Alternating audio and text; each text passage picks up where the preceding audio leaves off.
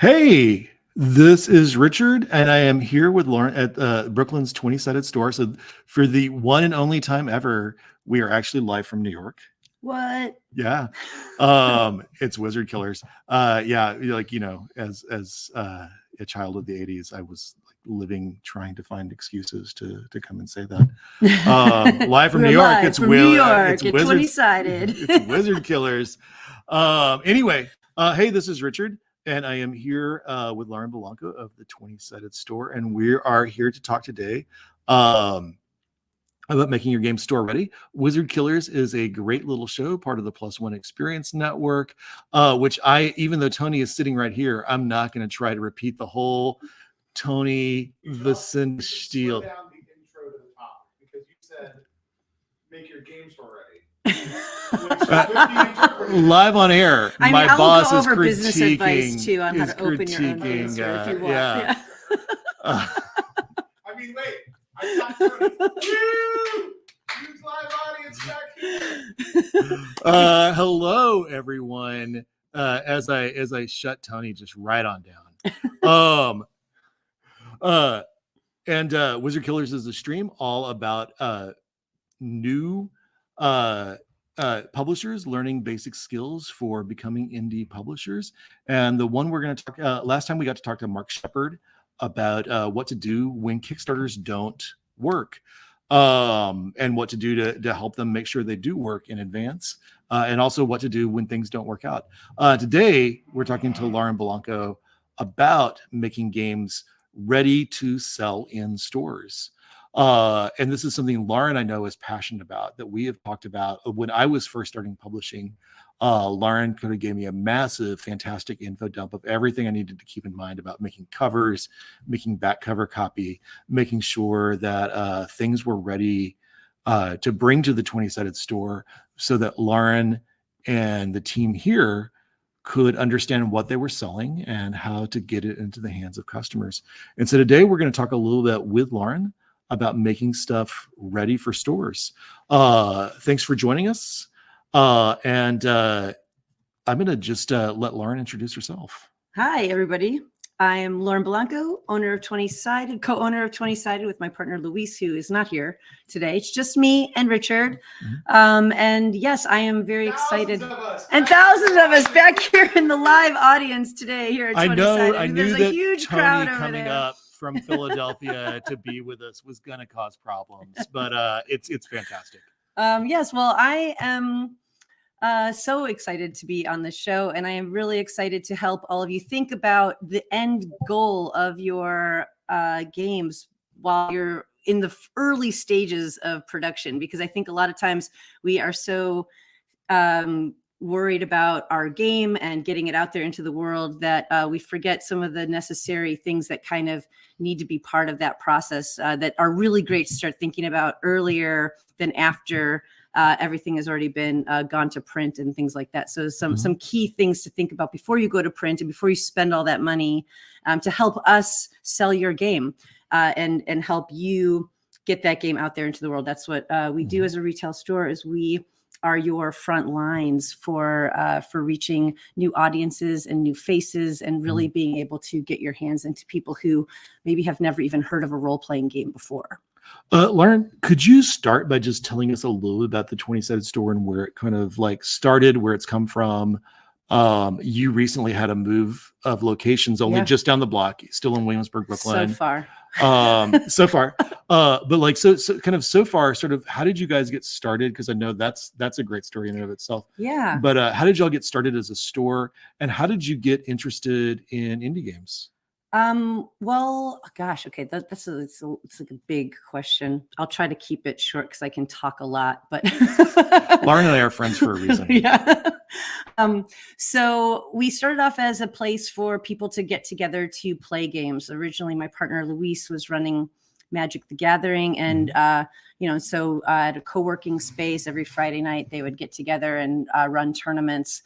And him and his friend Alice, who kind of were the originator founders of 20-Sided before we were a store and just an event space, were kind of trying to figure out ways where they didn't have to set up tables and chairs every week. And we just happened to find a space right next to our apartment one day.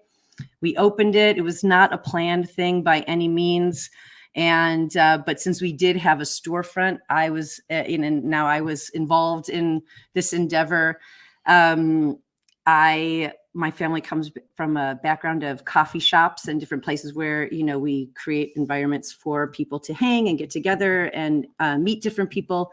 So we, right from the get-go, were really thinking about, well, okay, what does this need to bring people in and to get people excited about doing these different things? And so the first, we didn't have a lot of games. So we thought, and we didn't really know what, the location or the demographic would be like. And we just started, kind of putting games on the wall and sort of a sign that said, if you see something that you like and or if you're looking for something and you don't see us, let us know, we'll order it. And so then we would order two, one for the customer and another one for our shelves, until eventually we grew to having a majority of our store being games that we sell. And I've always been an artist and a creator, and have always really wanted to support indie game designers here in New York. And mostly because a lot of them came to us in the beginning and were like, hey, can we sell our game in your store? And we're like, yeah, why the heck not?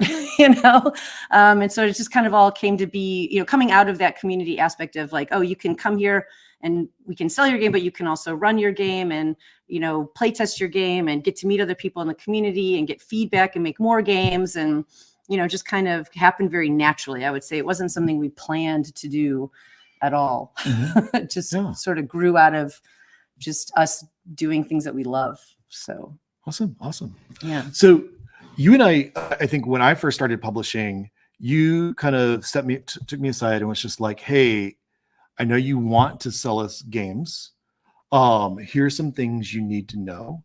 And before we get into like a lot of the weird technicalities, one that you and I talk about a lot is cover design. Yes. For stores. We know that like there's been a big trend in game design to sort of like work with online retailers and drive-through RPG and things that work as a great cover for Exalted Funeral or drive-through can be a struggle as a cover in a friendly local store. Sure.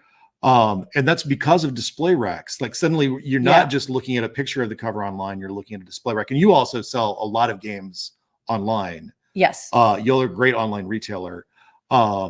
But what are the do's and don'ts of cover design for a local store versus an online retailer? Yeah. And we can pull some stuff off. I'm right here by the shelf, so we can pull some stuff off. Maybe we could tilt the camera a little bit when we go to that, but maybe we don't want to mess it up. Okay. I'm like, we should have had like a mobile camera. We could just walk around the store. But yeah. Oh gosh. Okay. So many do's and don'ts. I mean, one thing that I think hopefully everybody's aware of, but maybe not, I'm going to say it anyway, is just great cover art, right? I mean, I think we all know that you can judge a book by its cover, or maybe you can't, but either way, people will buy in our store, people will buy things based on great art in general. And so, really, really good cover art that stands out will sell online and in store. But where you have the differences about something that is online versus in store is that when your name or title of your book is at the bottom of the book and you have these tiered book racks that a lot of people use to shelf books, right? There's pretty standard retail displays. If you put your title of your book at the bottom, then the top of the next book is going to slightly overlap it. And sure, maybe that forces somebody to put your book into the front, and maybe that's what your goal was. But sometimes that doesn't always work out that way, because we want to create a tour of our space. And so we want to put your games next to other games that it fits next to. We want to create sections. So like if I gave you the tour of my store of the RPG section, we've got a section over here that's all of our horror games and our solo RPGs over here leading into, horror leading in. There's so many horror solo RPGs. So our horror section leads into our horror solo RPGs, into our lighter ones, into our more storytelling games and map making games, into kind of our other themes. And so we kind of like to guide people around the space and give a tour. And so, we want to make sure that we're pairing up your game with other games. So as we're talking about different things, we can also describe things. And sometimes people will navigate the space without us. So there needs to be really great descriptions on the back of the book, or what else do I need with this game right on the back of the book. That's going to help us sell more products, but that's also going to help the customer know that, this is a D6 system and I'm going to need some extra 6-sided dice, or this is a D20 system, and so I want to get a full set of dice. Or maybe I could just grab a couple individual dice from the section over here. Or maybe I don't need dice at all, but I need pens and a notebook and something to write on. Or maybe I need minis and a map. What are the other things that people are going to need to sit down and play this game? Printing that right on the back. I know a lot of people print that right in the front cover. That's also awesome, and that's really great for when we're writing our descriptions for our website. But sometimes just that like little elevator pitch of what your game is about, who the game is for, and what else we need to get started is just a really great rule of thumb on the back. And then also, can I just keep rolling, running? And then, for most retail stores, at least at our level, legally in New York City, I don't know if this is true in other stores, but we have to have a price on everything. And so we have barcode stickers, and our sticker prints out this barcode that's like this honking thing. And we never really want to cover up somebody's game or like really important content on somebody's game with this like really ugly sticker. And sometimes I really try hard to not even put a sticker on some of the zines where you can't peel it off really well. So we have different methods, but realistically, most other game stores probably aren't as thoughtful as us when it comes to that. And they're just going to slap that sticker anywhere. So if you dedicate a space for that sticker where you say, hey, store owner, put the sticker here, then you're pretty much guaranteed that it's going to be in a spot where it's also going to be pleasing for you as a game designer. And to set, kind of those, stylistic features that you want to kind of have once the thing goes out into the world and you have less control over that. So it's good. Returning to front covers, just real briefly, because you talked about keeping eye-catching stuff, including the title on the upper half, or at least the start of the title on the upper half, so people sort of know what they're looking for. I know frequently you're looking at an online title like a drive-through RPG, an online, like an entirely online retailer, including some great ones like Spear Witch and Exalted Funeral, like a cover with a lot of and +1 EXP. Our live audience chiming in. It looks really fantastic to have a lot of neutral space or a lot of sort of plain space that kind of leading down to a graphic in like the lower left or lower right corner. And that can be really powerful when you're looking at the whole cover. But when you are looking at a cover in the store where it's on a display rack and it cannot always be on the first row, like you need to move things around. And sometimes it's going to be on the back row or the top row or several other places. That neutral space it makes it end up looking almost like a placeholder card. You and I talked about a beloved game that has like a beautiful cover, but it's got a very neutral space right at the top portion, microscope. That's really hard to display sometimes because when you're walking past it quickly, if you're just in the store to browse, you're picking up dice, you're picking up something, you see that cover and you're walking past it quickly. Yeah, I mean, it's it just looks a like a plain. place, It's a plain black cover. It looks like a plain, and it's a beautiful cover. But if Yeah. you can't see the whole thing, Yeah. it sort of works against that display rack. Yes. Yeah, and I definitely think there are games that have, I love simplicity and I love, very minimalistic art. And I think that especially there are covers that use that really well to really kind of describe their games. And sometimes that really requires, a lot of, again, if somebody has a guide to lead somebody to those games, or like you said, online, when it can be really like zoomed in on, people have an opportunity to become very intimate with that cover. There's actually that one right there, which is really great. If you want to grab it. Which one is it? The one that says new on it. Oh.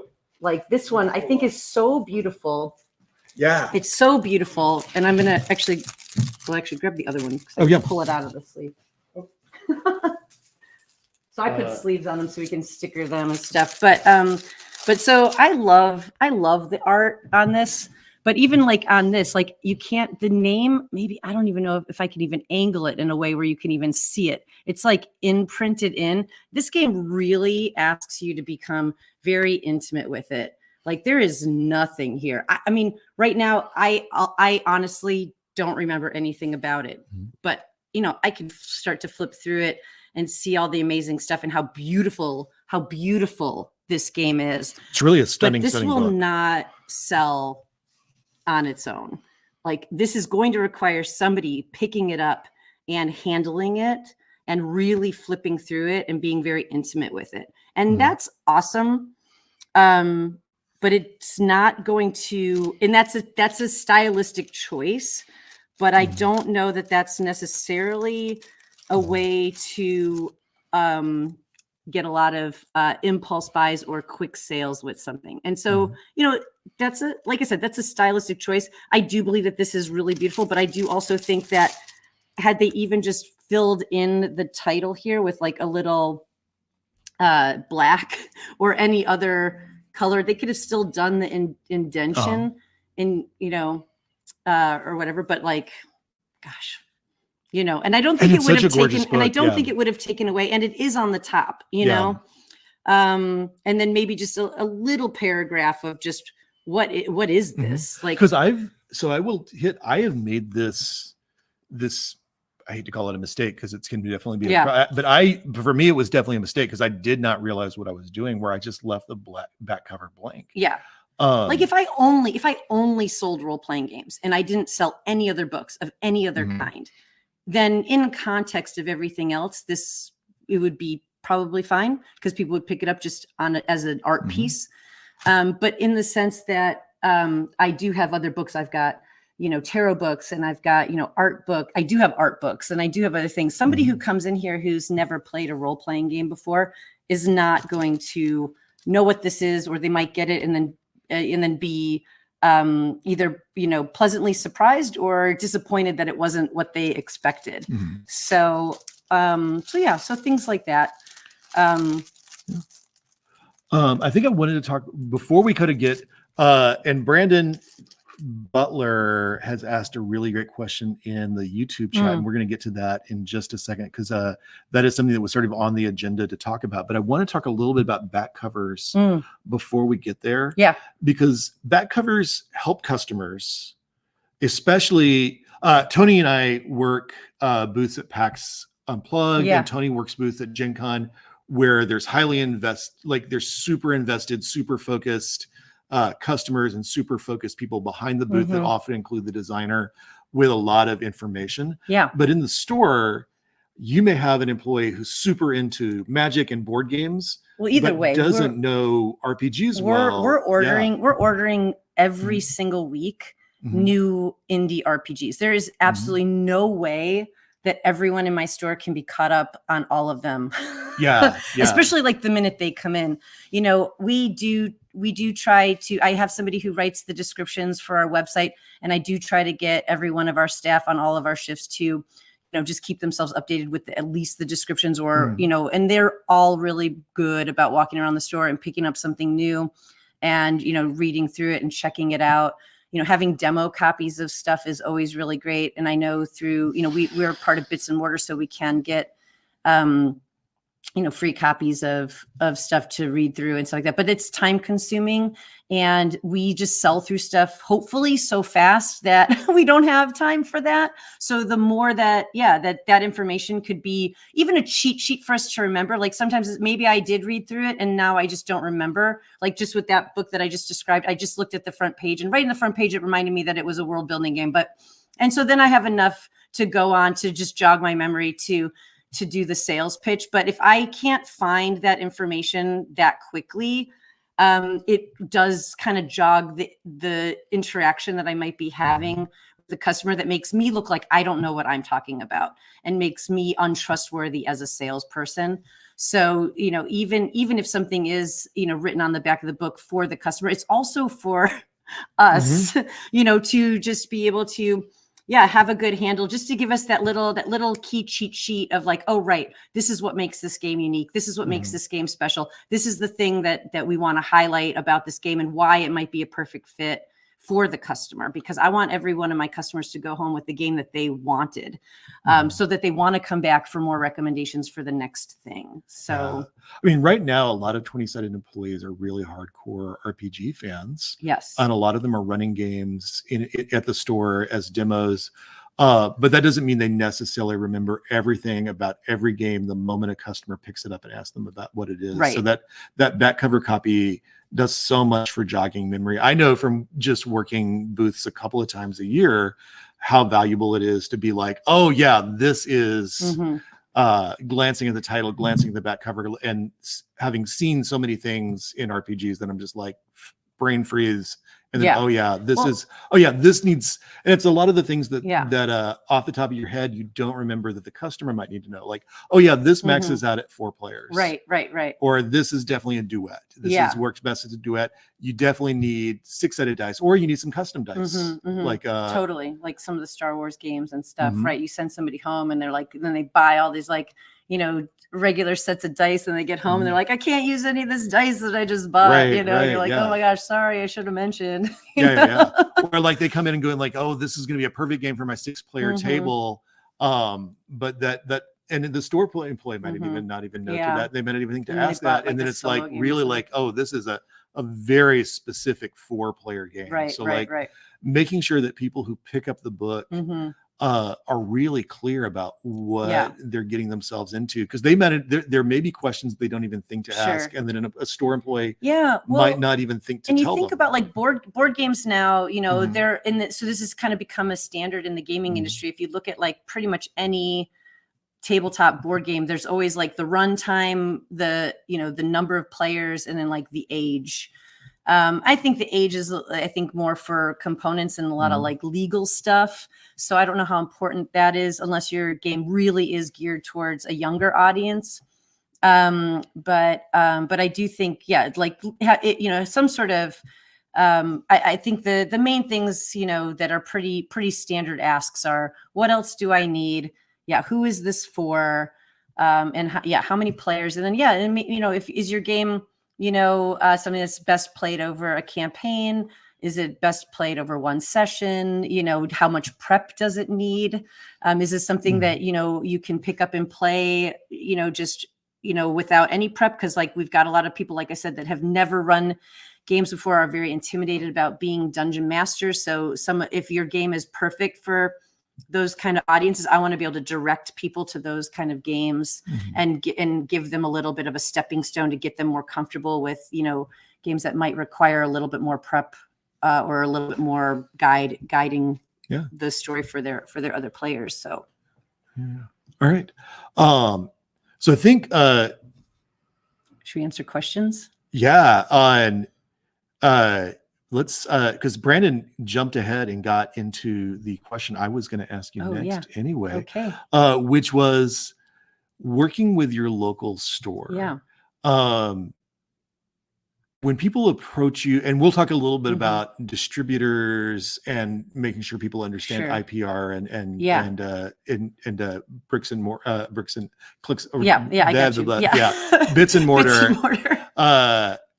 in a minute, but I Yeah. think just like working directly with your local store. Yeah. Yeah, If you've got there's a a few small things print you run. told me, and you were the first person to sort of tell me. So like, Mhm. like, what's the best way for people to approach you as a store owner? Yeah, I mean, for us specific, maybe every store owner is differently. Like they Mhm. might have different ways that they like to be contacted. So I would first find that out. Do they prefer email? Do they prefer, you know, a phone call? Do they prefer you to come in person? We personally prefer email. Mhm. And in that email, we'd love to, just have all the details right up front. So, the more examples of what your game is about will help us know if it's a good fit for our store.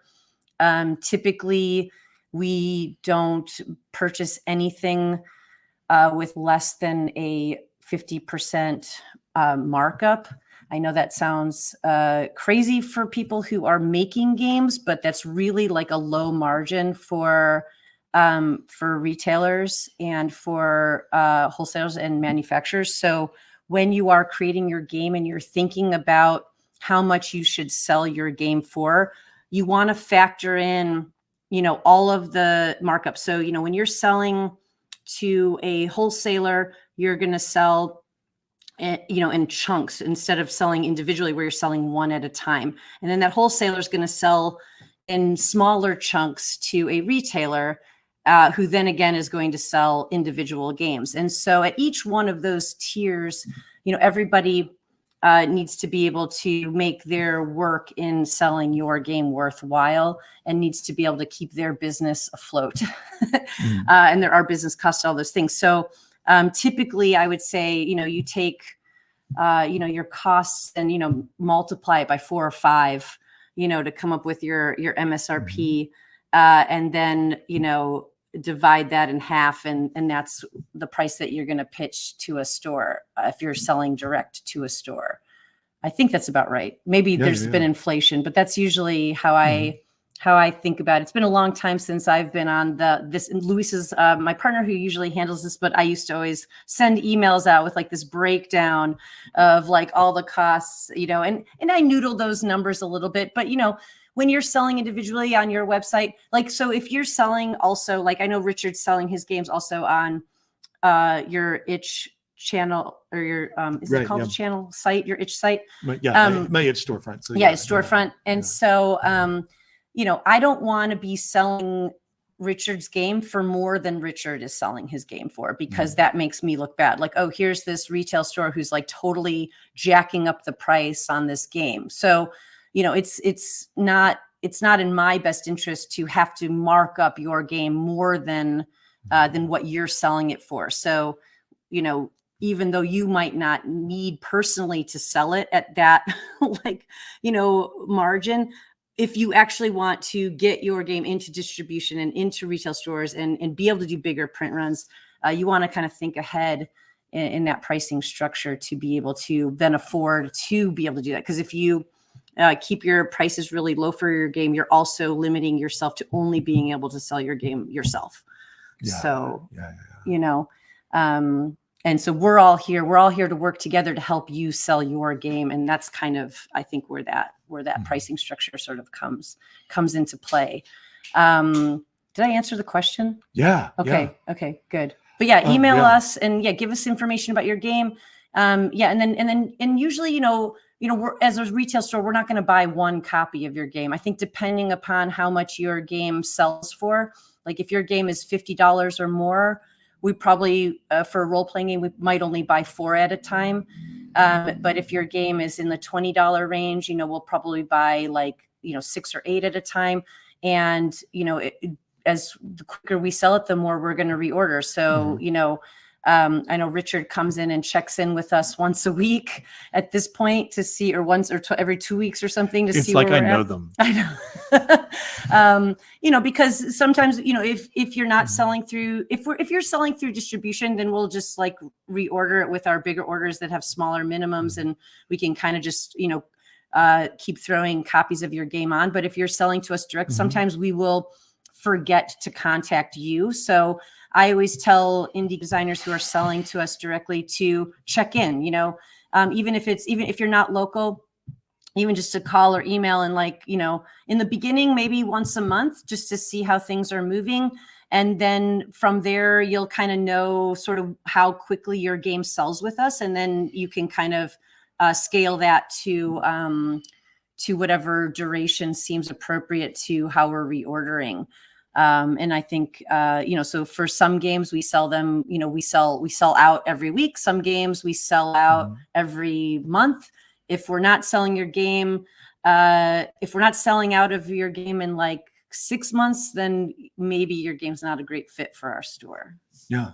So, and I do a couple of points I do want to bring up that I think you and I have both talked about a lot, is that just because a game is not a great fit for a store does not mean it's a good commercial game. Like, right. all the game stores in Brooklyn have slightly different audiences that are really passionate about different things. Absolutely. There's games that sell really well at other places that I know have set here, and there's games that you guys sell through like crazy that are not picked up at other stores. Yeah, and that can be so many factors. Like, that could be just that none of us know what your game is about, and we just it's not the first thing on our mind to talk about in the store. I do find that our customers ultimately buy what we are passionate about. You know, they want to know, what do you like? What do you play? So if something's not working, one thing at a store, one thing to try is go in and run a game for the staff, or just go in and run a demo for the staff. Or, you know, because, you know, maybe you've sent them all the materials, but maybe they haven't had like a personal experience with it that brings it to the top of their mind. Or if you are, you know, at a convention, or you're going to be somewhere where you think you could, you know, let the store know that you're going to be there, and to come and visit you, where you will be doing demos anyway, which is always great. So those kind of things are really good. Also, I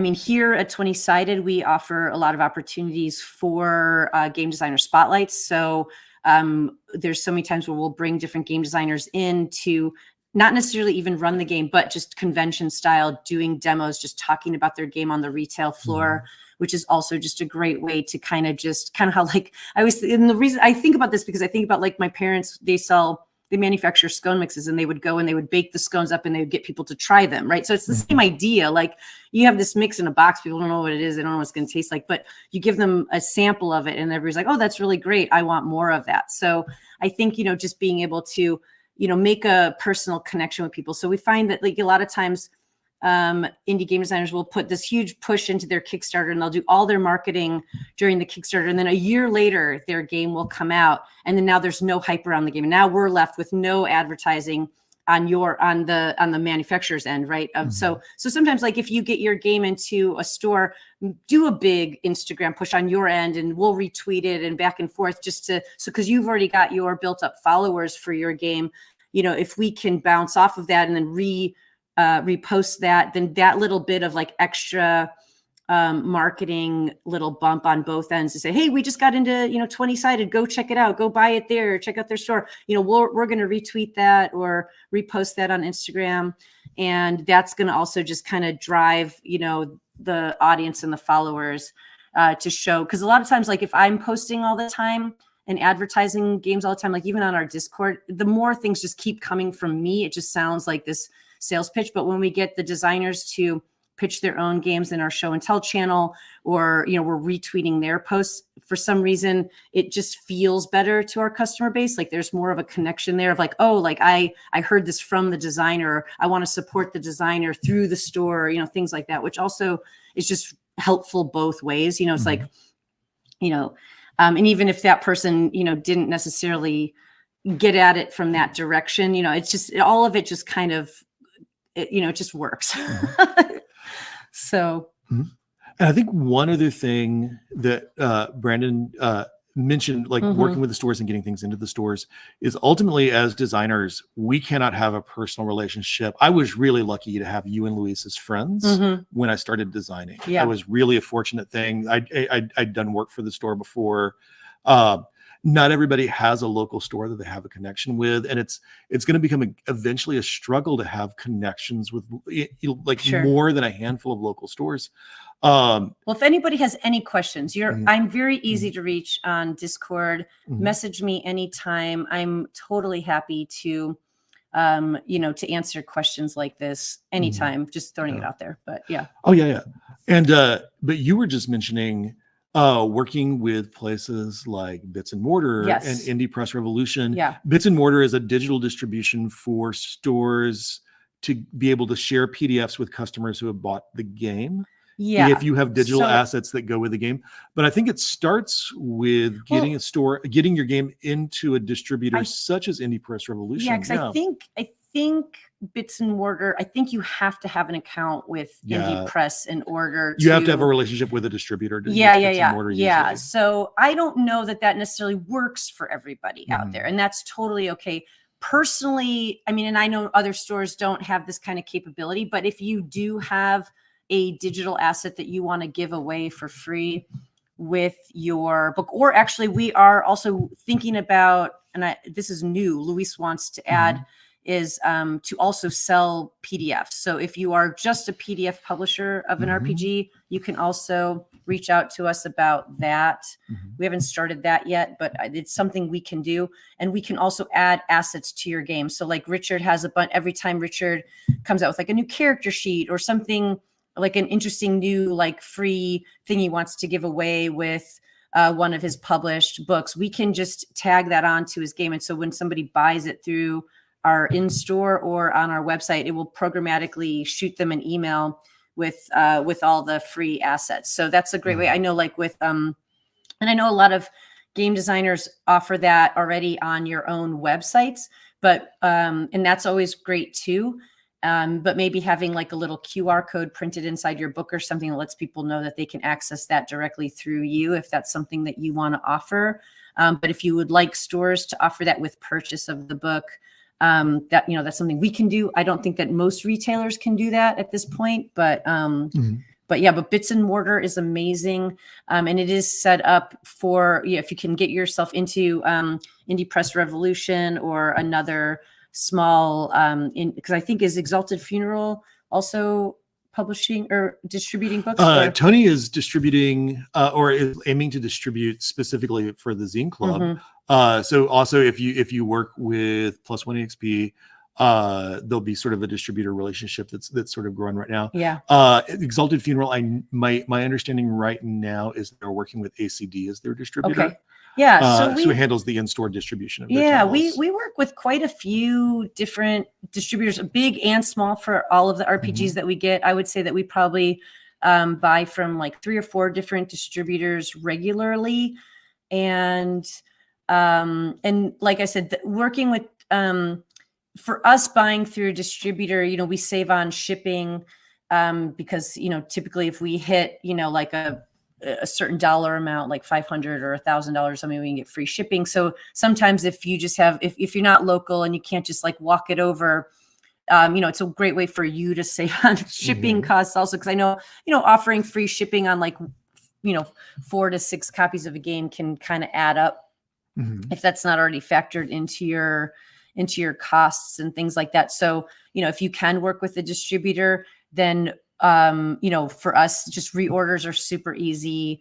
We just kind of go through the list of what that distributor carries. And every time we run out of something that next week, we just reorder it. And we're usually working with the distributors once a week just to make all of our reorders. So it's just a great way to just make sure that you kind of don't get lost in the shuffle. So I say, if you're not working with the distributor, and you are like literally walking to your local game store or you're hand delivering to your local game store, you want to make it as easy as possible for the game store because they're busy. We're busy.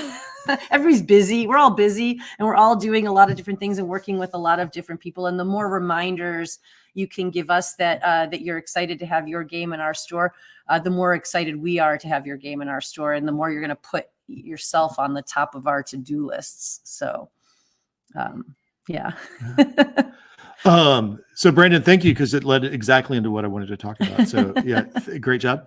Dana Corgi has asked a little bit about, or made a great comment about, it's super hard for independent designers to price appropriately unless they're buying their games at scale. And I think we're seeing, I want to talk a little bit about scale in a separate episode, but Lauren has talked to me before about the fact that like, hey, you need, when when you plan your projects, Mhm. if you do, unless you're just doing a limited print run for a Mhm. small number of Yeah. people, you want to like plan things at scale so that you can get things to store. Yeah, and sometimes, I mean, and even when I am Mm-hmm. pricing, I price at the most expensive that my game would cost. And then if Mhm. I start to be able to print at scale, then that's just more money in my pocket. Mhm. You know, so, you know, if you can only print 500 copies and you are going to be at the topper tier of that price, well, then that's the price of your Mhm. game. And think about how much money you're spending on other things to print at that price. And then if you can start printing at 1,000 copies and really get those discounts, then that's just more money in everybody's pocket. Yeah. For your bottom line and for your margins. So I would always price at what the most expensive it is to make the game, because you never know if you are going to get caught in a pinch and you just need to get another print run out and you just don't have any cash flow and you have to just do that more expensive print run. You don't want to have to eat those costs. So, and I do, and we'll probably talk several times this year about IPR, but from a store perspective, yeah, it's one of those distributors that's really easy for small designers to work with, and it makes it really easy to get your store in. Like, I am just in a very partial section of the portion where you carry indie games. I'm counting around 60 titles. And that's just in a on the portion, center rack. just on the center rack right here, which we don't have a really good chance of I like would touring you around say- the store. I would say we But probably have. hearing from 60 designers is a lot of designers to hear individually from, whereas a distributor can be like, Sure. that's where the role of the distributor is. That, and also I know as an introverted designer, calling 60 stores. Well, I can tell you right now, exhausting. Luis literally orders every single thing on IPR's top 10 list. Yeah. Like if you've made it on Indie Press's top 10 list, we will buy your game whether or not we know anything about it. So like that's the trust we have in the distributors that we work with. So, you know, things like that. Yeah. And I mentioned IPR specifically because Plus One EXP, IPR, and Exalted Funeral are three of the people who have either distributors or distributor relationships that are probably the easiest and most approachable for independent new designers to contact. And we work with all of them and they're all great. So yeah. So I think we're coming up on time. And I just wanted to see if there's any and Dino Corgi also mentions like when you are a local designer trying to get either the store or yourself to get a locally designed sticker on your games can be really helpful. Yes, I really want to do that. I've been meaning forever to get like a little sticker. Like right now, I mean, we just have a whole section, so it's pretty obvious. But I would love to like have like a little. Like we have these little like things on that say like new whatever, and I always was like, like locally designed or New York specifically, because like I think there is a difference between like indie, and like just here in New York City, but then I keep wanting to expand my local keeps wanting to be just a little bit bigger than New York City, so I keep struggling with that, but that totally works. What? Philadelphia is just a suburb of New York City. I know, right? Just East Coast local. Yeah. But any little labels and things like that, if you are a retail store, or if you provide those to your retail store to put on there like little shelf talkers, I mean, find out from your retail store, if you can go to the local retail store and see what their displays look like, and you could make little shelf talkers or little display pieces that that work in their store. Because like I know a lot of game designers will create different things for like different and this mostly again is in board games, but they'll create like shelf like display boxes, or like like if you designed your own book stand or something that they could buy the first time with purchase of a case or something of your game, and then they could always restock that and put your game in there. Now I say that doesn't always work for me because my display pieces are so unique. And I know that, that really does work for a lot of other retailers in the way that they have their stores set up. So there's no like one right or wrong way of doing something like that. But if you are a small independent publisher and you're just working with one game store, you can totally custom something for just them. And that would be so great. And it would really give your game a great opportunity to just again be something that the store is proud to carry, because they want to support you as somebody who's local and somebody who, you know, is also driving business back and forth, right? Like if you're kind of saying, hey, I'm selling my game at this store, then that store is going to work just as hard to sell your game. So, so just having that relationship and that connection is always good. Great. Okay. And showing it off. Question from the audience. Question from the audience. Question yes. from Tony Vicinda. Y'all, you talked a little bit about how y'all have barcodes. I think lots of times people will talk about like ISBN barcodes. Mhm. Is that helpful? Does it matter to you for getting stores and things into circulation? How You So do let not- me repeat the question for people who didn't Yeah, hear Tony yeah, on the mic. yeah. It's our ISBNs and ISBN barcodes, which in a lot of parts of the world are free, but in the US are not. So you will spend money to get an ISBN or ISBN barcode in the US, which is why this is a little more of a challenge here. And we are indeed in local time. Just to answer a question from the chat. But this is a quick answer. We can generate our own barcodes for our store. So if you don't have one, that is okay. But just creating a space for one, just in case one day you do decide to get one, because you are able to print at scale. If you've already allotted space for one, then when you do have one, it's already there and it's no problem. But you don't need to get one for us to sell your game. Right. Yeah. I have started adding them to my larger games or my popular games. And also, but that is not something you need to start. There's nothing you need to start with. Yeah. So, yeah. But one of the big comments, you know, which Richard didn't realize the first time he printed his barcode on his book, is that there wasn't enough contrast in the color and we couldn't actually scan his barcode. And so, you know, because we know Richard, we could say, hey, Richard, you got to reprint your barcode on your book in the next print run. We're covering it up anyway, but other places might not be, and it doesn't scan. So, you know, test it out to make sure there's enough contrast. And I know we're seeing an incredible number of, you can guess which publisher I'm talking about, but we're not going to name them on the stream, that have burned a lot of bridges in their relationships with stores. And that has caused a lot of stores to be very interested in working more with mid-sized publishers, small publishers, and indie publishers. The people distributed by ACD and IPR, people distributed by Tony Vicinda and team at Plus One EXP. Keegan and Sarah, I did not forget you.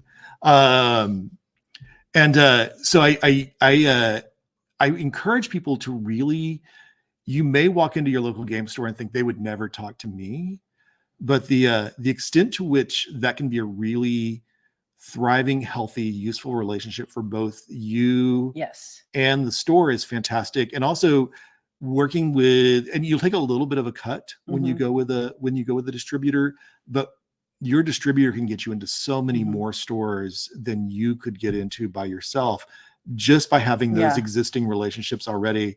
That would wear you out, as you would easily take over your whole publishing business trying to develop those individual relationships. But even if you are going through distributors, there still is a benefit to make a connection with your local stores. With your local stores or the local stores in your area. Because at the end of the day, right, like the distributor is getting the games into your local store's hands. But when you make a connection, like I went to PAX Unplugged this year with the sole intent purpose to meet as many people that I sell their games. Because if I'm selling your game, I've curated, like we're in New York City and we have a very small space. So the games that I have here, I really want to stand behind, and I don't get to meet all the game designers all the time. But if I could, if I knew every game designer that made every game in my store, and I not only backed their game, but backed them as a human, I would feel so good. And so, making that connection and making a face-to-face with, you might see Tony walk through the back of the screen if you look really closely.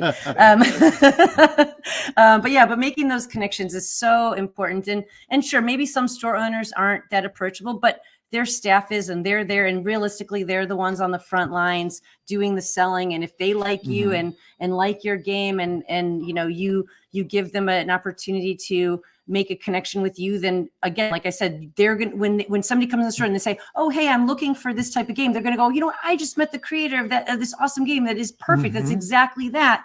Like, you're gonna be on the first thought because you made an actual connection with them, and that ultimately is what's gonna make sales, in my opinion. And stores have never been more incentivized to work with indie, small, and mid-sized publishers than they are right now.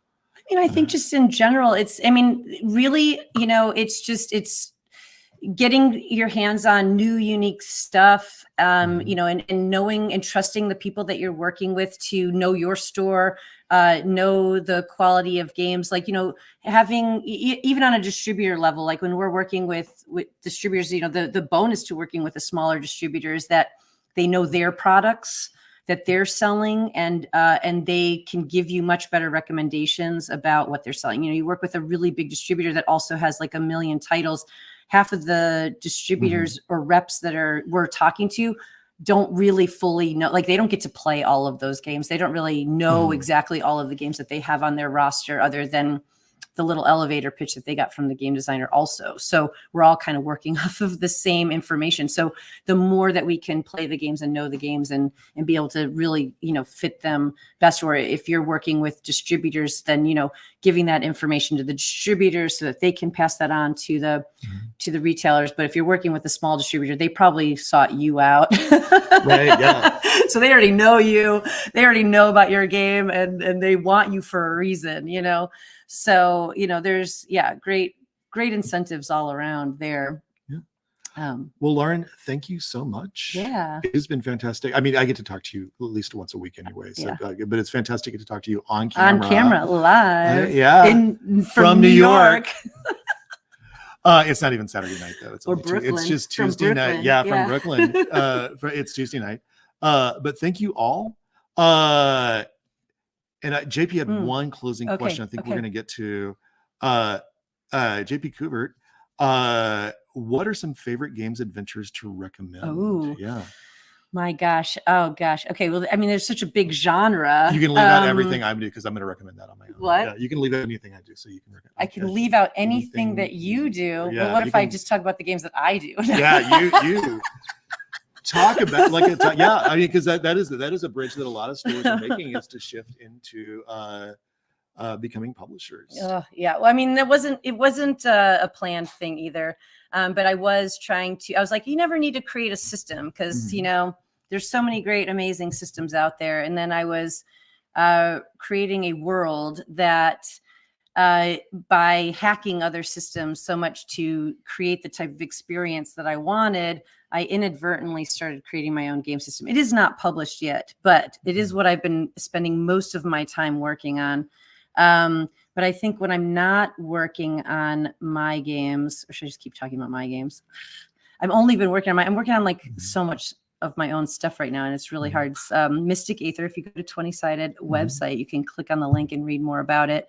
But I do love Richard's games. I love Moonlight at Roseville Beach. I am going to plug you because it is one of my favorite games right now. It is so up my alley, with just like the cosmic horror and just like this beach town.